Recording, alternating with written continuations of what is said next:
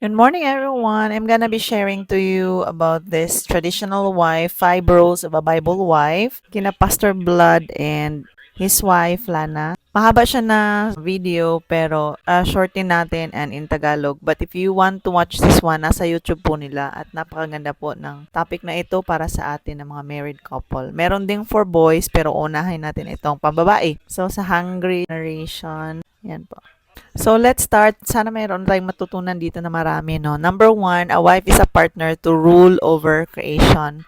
So, babasahin natin yung verse dito. So, God created man in His own image. In the image of God, He created him. Male and female, He created them. Then God blessed them, and God said to them, be fruitful and multiply. Fill the earth and subdue it. Have dominion over the fish of the sea, over the birds of the air, and over every living thing that moves on the earth. Sinasabi dito na yung mga asawa ay partner to rule over creation. So, hindi po siya to rule over the husband, to rule over the kids, no? But over the creation. Inutusan niya yung tao na maging dominion over the fish. Siya yung overseer, tagabantay. Siya ang mamumuno, magiging manager sa lahat ng mga blessings ng Lord na nakikita natin. Genesis chapter 2 verse 22, then the rib which the Lord God had taken from the man, He made into a woman, and He brought her to the man. Laging sinasabi no na maghintay tayo ng mapapangasawa natin because for sure God has prepared someone for us from our ribs. Just like dito sa story, ang man kinuhaan ng rib, ginawa ng kapartner. So, sana marinig ng mga husband natin ito, no? Or mga husband ninyo. Na ang wife ay partner, from the rib siya kinuha, no? Hindi para pakapakan, hindi para, alam niyo na, yung iniiwan lang, hindi minamahal, sinasaktan palagi. So, hindi ibig sabihin na husband natin sila, tayo ay below or under, walang above, walang below. So, beside, so partner tayo ng mga husband natin. Number 2, sinasabi dyan, wife is a helper to his husband. Merong verse dito sa Genesis chapter 2 verse 20. So, Adam gave names to all cattle, to the birds of the air, and to every beast of the field. But for Adam, there was not found a helper comparable to him. Kaya ginawa ng Lord si Eve kasi walang nakikita doon na pwedeng maging partner si Adam. So, ginawa talaga tayo. So, sa mag-asawa, meron talagang mga hindi kayang gawin ang mga lalaki. Minsan sinasabi ng mga lalaki, no, I don't need a woman in my life. Pero, kailangan. So, I don't know kung sa anong area magkaiba-iba ang needs ng ating mga partner. Sa aming mag-asawa, hindi ko kaya kung ako lang lahat at hindi na rin kaya ng husband ko na siya din lahat. Pareha kaming nag-work sa school. So, ako yung tagalinis, tagalaba at sa mga ibang gawain pero hindi na ako nagluluto, siya na.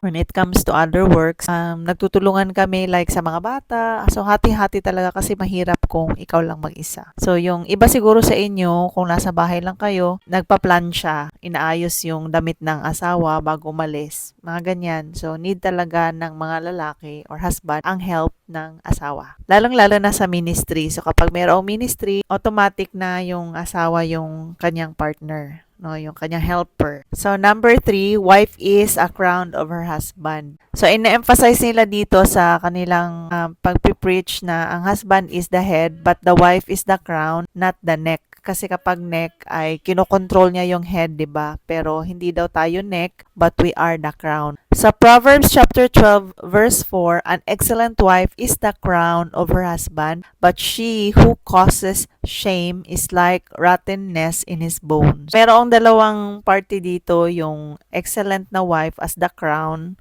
or yung who causes shame, who is like to give a rottenness in his bone. Kailan tayo nagiging crown? It is equivalent to being an excellent wife. So, ano ba yung excellent na wife? Kapag pinapanood natin yan, magiging hindi tayo crown kapag tayo ay nagbibigay ng criticism sa kanila, making fun of them, comparing them to other man. Minsan nagagawa ko ito sa kanya dati, yung like, hindi ka katulad ng papa ko or sana ganito, malaki din yung kita mo, sana katulad ka ni ano kasi ano siya, responsible, very out of, no, parang ang sama-sama pala ng ganyan na ano na ugali. Belittling him in front of kids, yung parang meron tayong sinasabi na hindi maganda tungkol sa kanila in front of our children, complaining, saying negative things, manipulating, rejecting, or parang wini-withdraw natin sila sa sex as ang punishment. And laging nagnanag,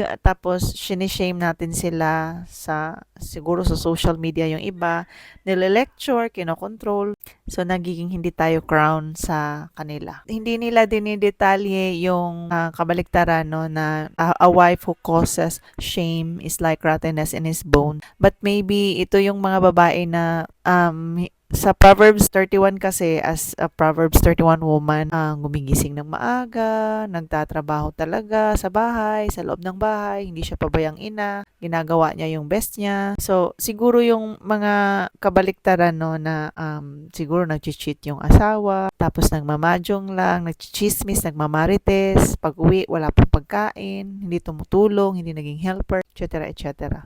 Marami pa yan, pero actually hindi nila yan dinidetalye. And sinasabi nila dyan na ang mga babae daw, tayo ay pwede tayong mag-guide, pwede nating influence sa mabuti yung ating mga husband in a nice way, i-guide natin sila. Just like how Eve influenced Adam to eat, no? How Adam followed her. Nung sinabi niya, nakainin natin ito sa story ng creation. Meron pa silang sinishare about kay Abigail, how Abigail influenced David from bloodshed. Pero hindi ko na siya ikukwento kasi hindi ko siya masyadong nag-gets. Hindi ako maka-history. Mas magaling yung husband ko sa history sa Bible. Ako hindi.